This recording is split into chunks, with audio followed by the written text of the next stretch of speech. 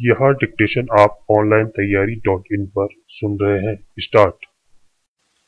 आज का युग सूचना तथा संचार का युग है। देश में पिछले 3 दशकों में सूचना और संचार प्रौद्योगिकी की सेवाओं का जबरदस्त विस्तार हुआ है। संचार माध्यमों में इलेक्ट्रॉनिक माध्यमों का दायरा तथा प्रभाव तेजी से बढ़ रहा है। जीवन के हर क्षेत्र में इसे अनुभव किया जा रहा है। अपनी विविध युक्तियों के जरिए ये माध्यम समाज को सूचना संचय तथा संचार के बहुमुखी साधन सुलभ करा रहे हैं।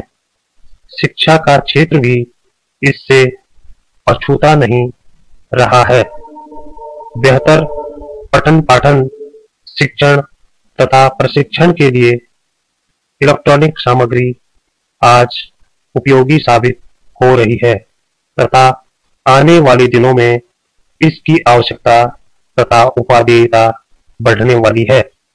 आज की कक्षा नवयुगीन साधनों तथा युक्तियों से सुसज्जित होती जा रही है। शिक्षा में दृश्य, श्रव्य तथा एनिमेशन युक्तियों का प्रचलन तेजी से बढ़ रहा है। संक्षेप में कह सकते हैं कि शिक्षण प्रणाली में तेजी से बदलाव आ रहा है तथा पारंपरिक युक्तियों का स्थान अब इलेक्ट्रॉनिक युक्तियां लेती जा रही हैं। यानी वर्तमान शिक्षा अब तेजी से ई शिक्षा की ओर अग्रसर है।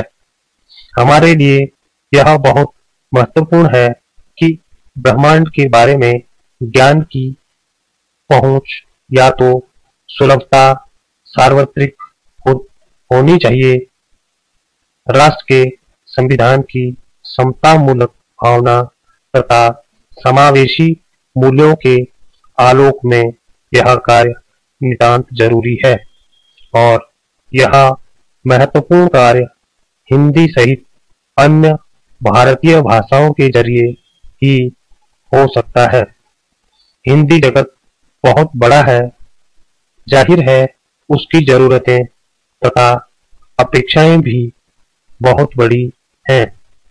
होमी भाभा विज्ञान शिक्षा केंद्र द्वारा हिंदी में शैक्षिक सामग्री का विकास किए जाने के प्रयास के रूप में यही भावना है। होमी भाभा विज्ञान शिक्षा केंद्र मुंबई ने विज्ञान के लिए शैक्षिक ई सामग्री के सृजन की पहल करते हुए इंटरमीडिएट स्तर तक के हिंदी माध्यम के छात्रों तथा अध्यापकों के लिए एक स्वतंत्र ई लर्निंग पोर्टल विकसित किया है। इस वेबसाइट की शुरुआत वर्ष 2008 में की गई थी। हिंदी में शैक्षिक ई सामग्री के विकास के लिए पहल करते हुए होमी भाभा विज्ञान शिक्षा केंद्र ने वर्ष 2008 तथा 2010 में विज्ञान परिषद प्रयाग के तत्वाधान में राष्ट्रीय कार्यशालाएं आयोजित की। इन विशेषज्ञों के व्याख्यान डिजिटाइज करके संपादनोपरांत होमी भाभा केंद्र के उपरोक्त वेबसाइट पर अपलोड किए जा चुके हैं।